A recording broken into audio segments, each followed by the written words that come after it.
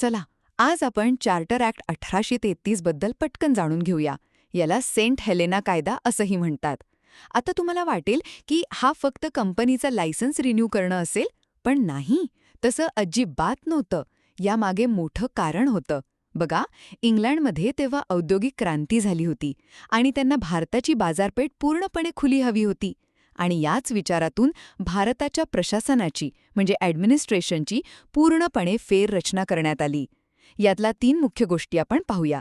पहिली गोष्ट, सत्तेचं पूर्ण केंद्रीकरण. कंपनीचा चहा आणि चीनसोबतच्या व्यापारावरचा एकाधिकार पूर्णपणे संपवला. आता कंपनीचं काम फक्त एकच होतं, भारतावर राज्य करणं. आणि म्हणूनच बंगालचा गव्हर्नर जनरल हे पद आता भारताचा गव्हर्नर जनरल बनलं. आणि पहिले गव्हर्नर जनरल होते लॉर्ड विल्यम बेंटिंग.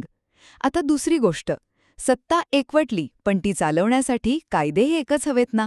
आणि यासाठीच गव्हर्नर जनरलच्या काउन्सिलमध्ये एका चौथ्या कायदा सदस्याची म्हणजे लॉ मेंबरची जागा तयार केली. आणि या पदावर आले लॉर्ड मेकॉले. भारतातल्या वेगवेगळ्या कायद्यांना एकत्र आणून एक संहिता बनवण्यासाठी त्यांच्याच अध्यक्षतेखाली एक कायदा आयोगही नेमण्यात आला. आणि फायनली तिसरी गोष्ट होती सामाजिक बदलांची.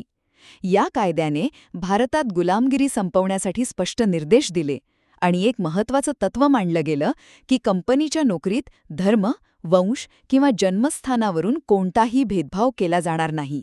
अर्थात हे प्रत्यक्षात किती उतरलं हा वेगळा भाग आहे, पण कायद्यात ही नोंद होणं महत्त्वाचं होतं.